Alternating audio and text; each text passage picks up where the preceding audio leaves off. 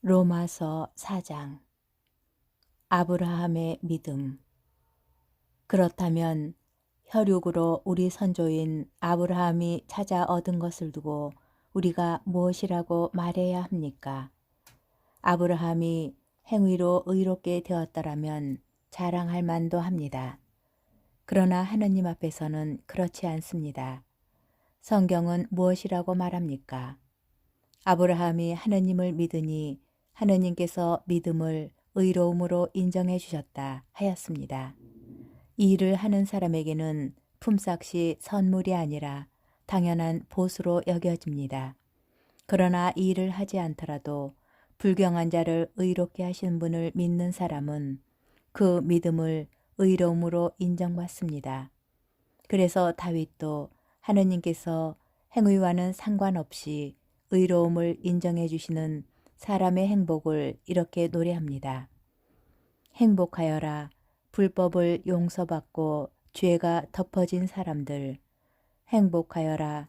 주님께서 죄를 헤아리지 않으시는 사람. 그렇다면 이 행복이 할례받은 이들에게만 해당됩니까? 아니면 할례받지 않은 이들에게도 해당됩니까?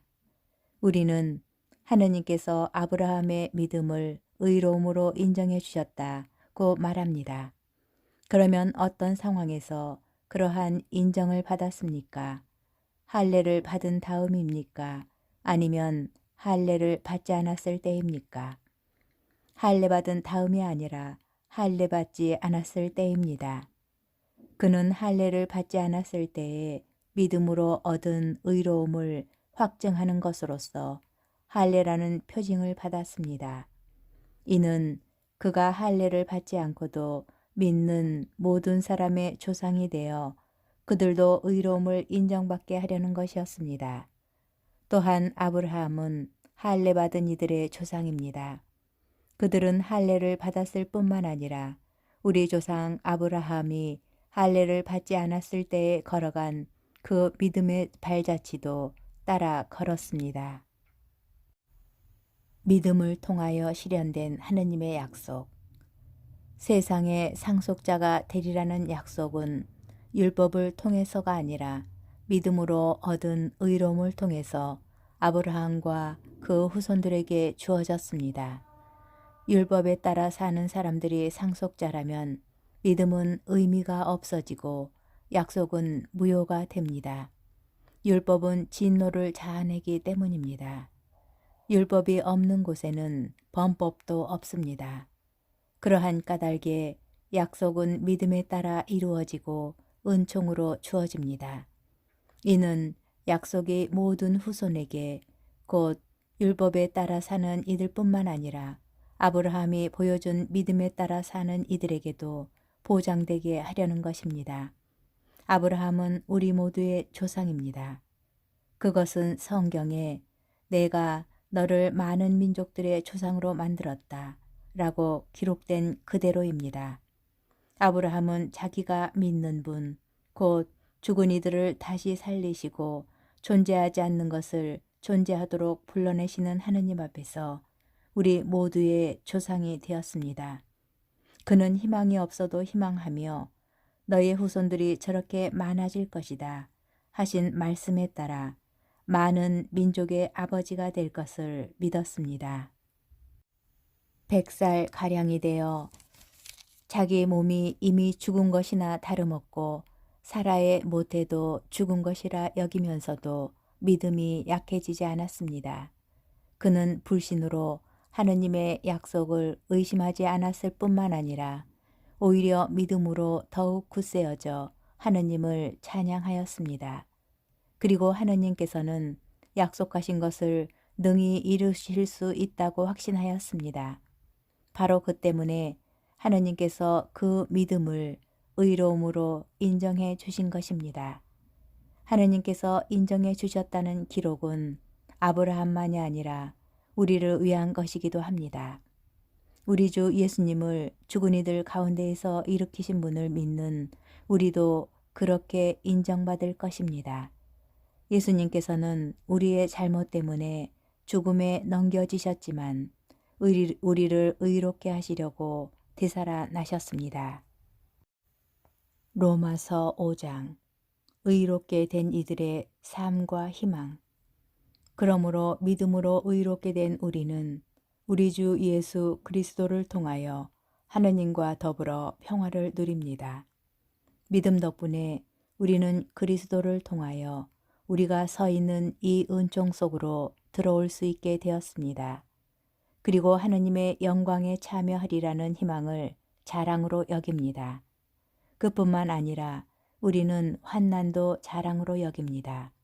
우리가 알고 있듯이 환난은 인내를 자아내고 인내는 수양을, 수양은 희망을 자아냅니다. 그리고 희망은 우리를 부끄럽게 하지 않습니다. 우리가 받은 성령을 통하여 하느님의 사랑이 우리 마음에 부어졌기 때문입니다. 우리가 아직 나약하던 시절 그리스도께서는 정해진 때에 불경한 자들을 위하여 돌아가셨습니다. 의로운 일을 위해서라도 죽을 사람은 거의 없습니다.